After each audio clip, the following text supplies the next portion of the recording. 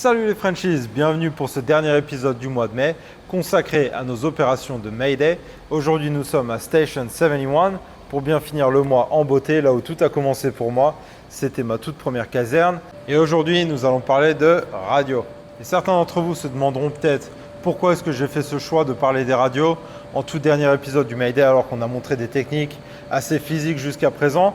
Et il y a une raison toute simple et particulière à ça, c'est que nos radios sont directement liées au Mayday, à l'appel de détresse qu'on pourrait être amené à passer si éventuellement il y avait besoin. Mais avant de continuer cet épisode, j'aimerais remercier tous les abonnés, donc les plus de 3500 personnes qui sont abonnées à ma chaîne, ainsi que vous qui regardez peut-être cette vidéo sans y être abonné. Vous m'avez offert énormément de connexions avec beaucoup de gens. J'en apprends beaucoup de mon côté. Je partage des informations sur le monde des pompiers, ce qui est le but vraiment premier de cette chaîne. Et je tiens à remercier tout particulièrement Rescue 18, votre web média français pour tout ce qui concerne le monde des pompiers. Allez cliquer sur le lien dans la description. Vous y trouverez des articles vraiment très intéressants, des vidéos de l'international avec Anthony du Canada et moi-même. Et la raison pour laquelle je voulais remercier Rescue 18, c'est parce qu'à chaque fois que je fais une vidéo, il la relaie sur tous leurs réseaux sociaux, donc que ce soit Facebook, Instagram, ils sont vraiment partout, tous les groupes en ligne qui concernent de près ou de loin les pompiers, ils relaient mes vidéos et ils ont permis du coup à plein de gens de découvrir cette chaîne dont le but est de vous faire découvrir à vous un petit bout, une petite portion d'une petite caserne, enfin d'un petit service incendie au Texas. Donc un grand merci à l'association Rescue 18 et si vous voulez bien, on commence. Alors si vous avez bien écouté la vidéo sur laquelle je présentais ma tenue, je précisais que chaque pompier est équipé d'une radio. C'est absolument obligatoire, crucial, indispensable. Il n'y a pas assez d'adjectifs pour qualifier tout ça. Et donc chaque pompier est obligatoirement équipé d'une radio et cette radio nous servira non seulement à communiquer entre nous durant les opérations de secours, alors que ce soit sur un accident, que ce soit sur un incendie, mais la vidéo d'aujourd'hui parlera plus d'une situation dans un incendie. Et pour que chaque pompier puisse être équipé de sa propre radio, il est bien évident que chacun de nos camions, chacune de nos unités est équipé en un nombre minimum de radios pour que chaque pompier puisse en avoir une par personne. Et jusqu'à environ début 2020, chaque camion était équipé d'une base où la radio pouvait venir se clipser et se charger en même temps.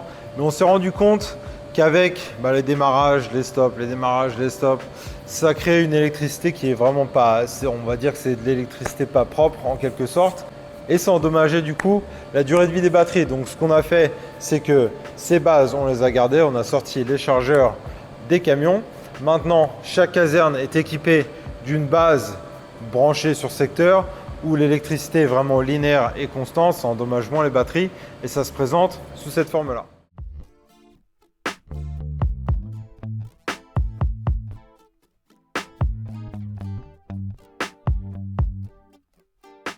Et maintenant, je ne sais pas si vous vous rappelez, mais je vous avais expliqué une fois que nos camions ont des sièges avec un lettrage assigné, donc le siège du capitaine, le chef d'agré à l'avant, ce sera le siège A, Alpha. Derrière lui, le first line, ce sera le siège Bravo. À côté, ce sera le siège Charlie, forcément. Et le conducteur, ce sera le siège D, Delta. C'est ma position aujourd'hui. Encore, même quand je suis en heure supplémentaire, je ne peux pas sortir de ce siège conducteur. On me met qu'à l'avant en ce moment. Mais si vous voulez bien, je vais aller chercher ma radio et je vous montre comment elle fonctionne.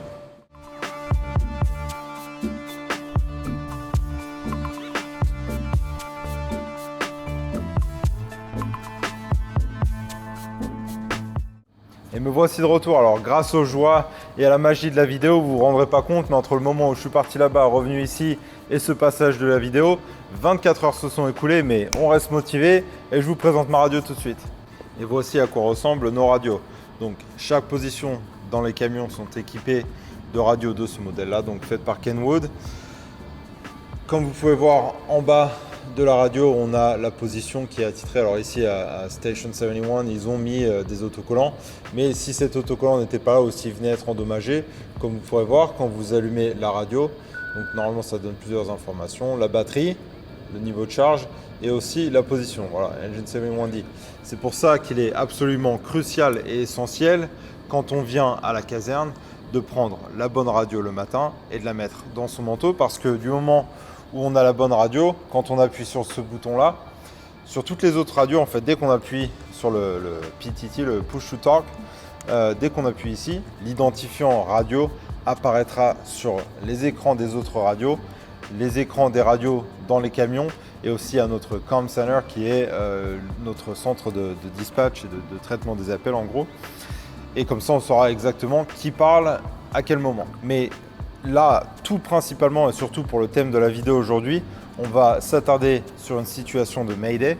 Donc si on venait à passer un Mayday avec notre radio ici, immédiatement sur l'écran de toutes les autres radios, tout le monde saurait qui est en train de passer ce Mayday. Alors si ça vous intéresse et dans un futur proche ou lointain, je pourrais vous faire une présentation détaillée de ces radios.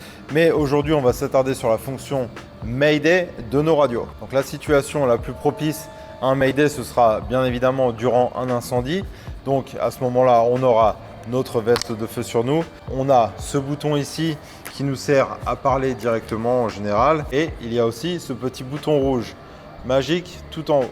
Donc, comme je l'ai précisé tout à l'heure, la radio, c'est vraiment notre lien entre l'intérieur et l'extérieur. C'est ce qui nous relie au monde extérieur et il faut coûte que coûte conserver ce lien, cette liaison entre nous dans notre environnement enfumé et les chefs ou ceux qui sont aux commandes des opérations à l'extérieur. Donc pour ça, je vais vous montrer plus ou moins, bon pas en situation réelle, mais je peux mettre ma veste et je vais vous montrer ma petite technique pour conserver ou en tout cas pour protéger ce câble un maximum. Je ne sais pas du tout à quoi ressemblent vos radios ou si vous avez des micros comme ça externes à rallonge, mais la technique pour moi, la meilleure, consiste à passer le fil devant la radio, en fait devant l'antenne, la recourber avec le clips à l'arrière, la clipser dedans. Voilà.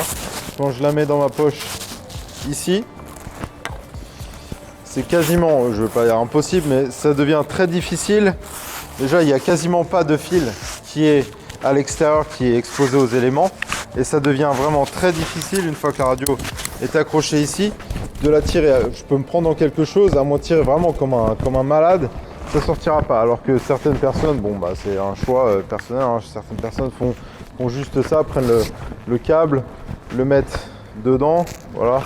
S'il se passe, on remet voilà, le petit velcro. Bon, s'il se passe quoi que ce soit, le fil sort.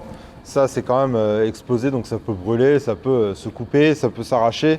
Et puis là, bah, du coup, on a perdu la communication avec l'extérieur. Alors, la situation est la suivante. On est sur un petit feu, hein, ou un bon gros baroud, comme vous appelez ça en France. Et tout se passe bien, les opérations se déroulent à merveille. Et d'un coup, bah, effondrement, un pompier se retrouve bloqué, par exemple. Bah, moi, on va prendre moi pour l'exemple. Je me retrouve bloqué ou séparé de mon équipe. J'ai perdu mon tuyau, je ne sais pas du tout où je suis, j'ai plus d'air, enfin bref, il se passe un événement catastrophique et je suis en danger imminent de blessures extrêmes, voire de mort, et il me faut appeler un Mayday à ce moment-là. Donc dans ce cas-là, j'ai plusieurs options. Je peux soit appuyer sur, je vais le détacher pour vous montrer, je peux appuyer sur le bouton ici, le bouton normal, mon push to talk, appuyer ici et faire une communication radio normale. Mayday, Mayday, Mayday, c'est le Firefighter Frenchy, j'ai un problème, voilà, je suis bloqué quelque part. Et si je ne peux pas y accéder, ou si je sens que la communication va être vraiment difficile, que ça va être vraiment très difficile d'appuyer, j'ai ce petit bouton rouge là-haut qui me permet d'appuyer comme ça pendant, il me semble bien, 3 à 4 secondes. Si je reste appuyé, ça va émettre un signal qui va bloquer toutes les autres radios et cette radio ici deviendra prioritaire absolue sur toutes les autres radios durant les opérations de secours. Donc quand j'appuie ce bouton, ça changera complètement le mode et du coup cette radio restera ouverte, c'est-à-dire qu'il n'y a même plus besoin à ce moment-là d'appuyer sur le bouton. Ça restera ouverte pour une période, il me semble bien, de 30 secondes et pendant ce temps-là, bah, si je n'ai pas la mobilité ou si je n'ai pas l'usage de mes mains, je peux essayer de me débrouiller, d'appuyer là-dessus, de poser ça près de moi. Et maintenant, je peux parler, voilà, c'est Firefighter Frenchy, je suis bloqué au 2e étage, du côté Charlie de la structure, venez me chercher. Ensuite, l'émetteur se coupera. La radio du chef des opérations de secours, donc le COS, notre Incident Commander ici, se mettra elle aussi en simplex, c'est-à-dire que c'est un émetteur, c'est juste une fois. Voilà, ça va faire une partie ping-pong et pendant une durée, pendant toute la durée en fait du reste des opérations, ça fera comme ça fera en ouvert, fermé, ouvert, fermé. Donc il y aura une radio qui sera ouverte, celle-ci sera ouverte, les autres ne pourront pas communiquer pendant ce temps-là. Celle-ci se fermera automatiquement. À ce moment-là, les autres pourront parler, tenir le pompier au courant de ce qui se passe et le tenir informé de la progression. Et après l'étude de plusieurs incidents vraiment malheureux ou qui auront coûté la vie à des pompiers, il est vraiment clair et net qu'un des gros facteurs qui joue en la défaveur des pompiers, c'est le fait que le Mayday ne soit pas entendu et ne soit pas bien géré par les responsables de l'intervention, donc les chefs qui sont à l'extérieur.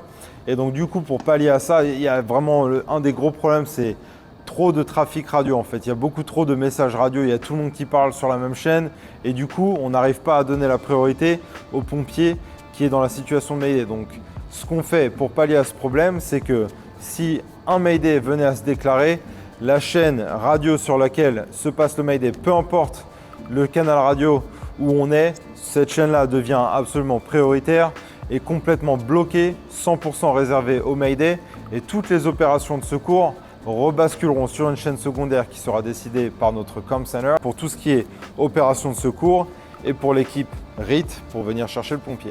Et cela conclura nos épisodes sur toute la série des Mayday pour ce mois de mai 2021. Je vous remercie énormément d'avoir regardé. J'espère que vous avez pu apprendre 2-3 petites choses ici et là au cours du mois. C'est vraiment des techniques de base que j'ai partagées. Il y a certaines choses qui apparemment étaient des nouveautés pour certains d'entre vous, donc je suis plus que ravi d'avoir pu partager ça avec vous. N'oubliez surtout pas, tout ce que je vous ai dit, c'était des exemples, c'est des suggestions. Si vous utilisez n'importe laquelle des techniques que je vous ai montrées au mois de mai, bien évidemment, entraînez-vous, assurez-vous de maîtriser ces techniques à la perfection avant de mettre ça en place dans la vie réelle. Et puis, les situations de Mayday, il faut quand même garder à l'esprit que ça n'arrive pas qu'aux autres. Un jour, les autres, ça pourrait être nous. Et vous êtes très nombreux à me demander, mais comment vous faites avec des engins 1.3, des engins 1.4, comment c'est possible? Et au final, moi, je pense que je pourrais résumer ça à on fait vraiment ce qu'on peut avec ce qu'on a en fait. On fait du mieux possible avec ce qu'on a de disponible. On a 3 personnes disponibles ce jour-là, on fait avec. On a 4 personnes, parfait. On se soucie vraiment d'être 100% efficient et professionnel avec les moyens qui nous sont alloués et on ne perd pas vraiment notre temps à se soucier de comment est-ce qu'on pourrait faire avec des choses qu'on n'a pas tout simplement.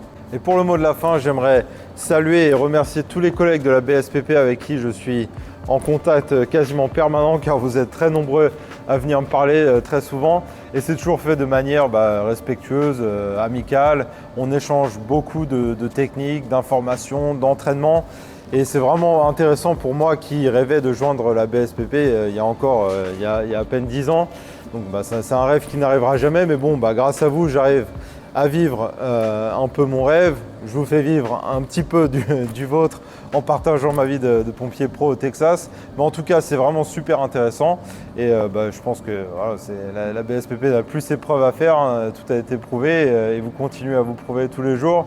Donc vraiment un grand bravo à vous, un grand merci. Puis voilà, on va continuer nos petites vidéos tranquillement. Je fais pas mal de live en ce moment, donc je vous recommande vivement de vous abonner à la chaîne, d'activer la petite cloche pour avoir les notifications quand je suis en live. Comme ça, vous ne manquerez pas une seconde. Il y a plein d'exclusivités. Là, encore une fois, on est à Station 71. J'ai fait un live ce matin quand j'y étais. J'ai pu montrer tous nos équipements. J'ai pu montrer nos camions. Il y avait le rescue truck. Voilà, tout ça a été montré en exclusivité. Donc, ne manquez rien du tout. Abonnez-vous à la chaîne. Mettez des pouces en l'air, mettez des commentaires, ça m'aide de mon côté vraiment énormément, vous vous rendez pas compte, mais moi ça m'aide aussi. Donc je remercie tous les abonnés, tous ceux qui regardent la chaîne. Je passe un grand bonjour à ma famille. Sur ce, prenez soin de vous, prenez soin de vos familles et on se revoit la semaine prochaine. Allez, ciao!